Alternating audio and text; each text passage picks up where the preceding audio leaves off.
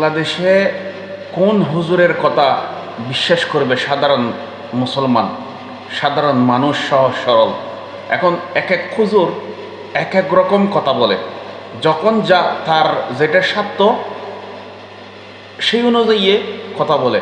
যেমন বেগম খালেদা জিয়ার জানাজা বলা হয়নি, বাংলাদেশের জাতীয় মসজিদের খতিব এবং উপমহাদেশের অনেক বড় আলেম উনি পড়াইছেন, এবং যেহেতু উনি বাংলাদেশের জাতীয় মসজিদের ইমাম খতিব, ওনাকেই উত্তম মনে করছে বিএনপি। এখন বাংলাদেশে তো আলেমরা কোরআনের ব্যাখ্যা যার যার মতো করে করে, হাদিসের ব্যাখ্যা যার যার মতো করে করে, ঠিক আছে।